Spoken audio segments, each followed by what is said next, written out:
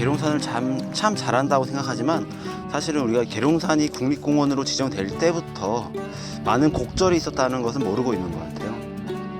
국립공원을 지정을 할 때 계룡산을 어찌 감히 국립공원을 지정을 해주느냐 뭐 이런 반대 목소리가 또 있었어요.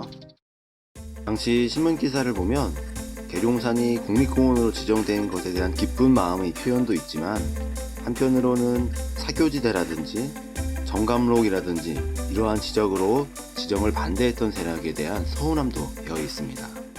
계룡산을 국립공원으로 지정하자는 움직임이 1966년부터 있었거든요. 그런데 국립공원을 지정할 당시 68년도에 서울에서는 계룡산을 국립공원을 지정한다는데 반대의 목소리가 있었어요. 정감록을 운운하면서 말이죠.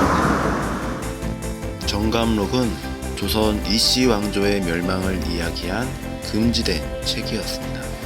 그러나 민간에서 필사돼 두루 읽혔는데요. 계룡산 연천봉 정상에는 정감록처럼 도참서를 의미하는 글자가 새겨져 있습니다.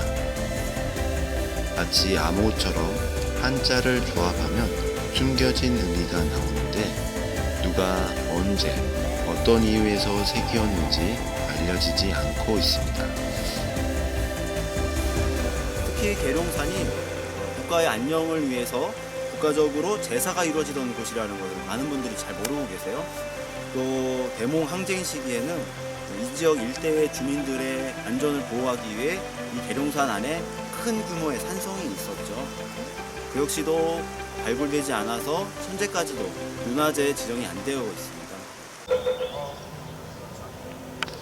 무학대사의 간청을 받아가지고 태조 이성계가 여기다가 단을 하나 만들게 됩니다.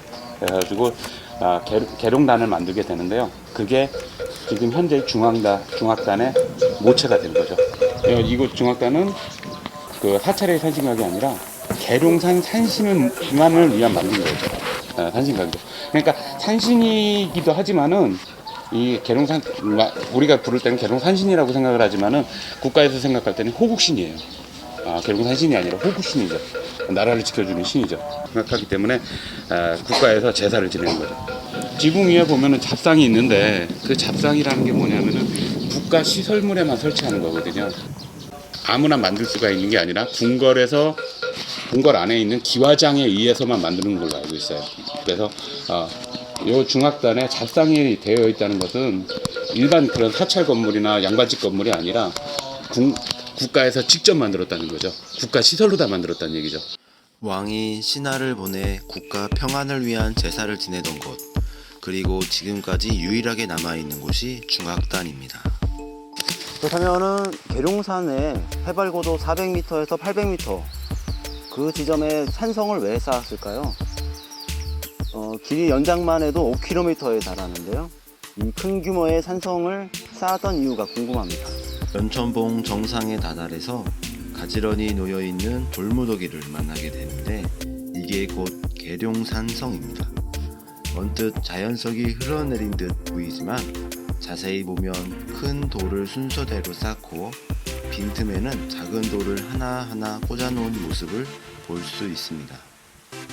산성 모서리 부분은 각지게 쌓였고요. 지금은 글자가 새겨진 기와 파편과 건물터로 추정되는 평탄지가 발견되었습니다.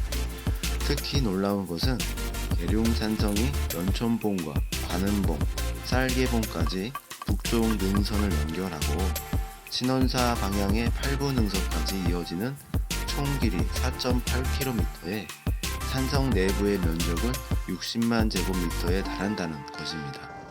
1차 지표조사를 벌인 금강문화유산연구원에 따르면 북쪽에서 내려오는 몽고군의 침략에 주민을 보호하고 장기 항쟁을 벌이기 위한 시설로 추정됩니다.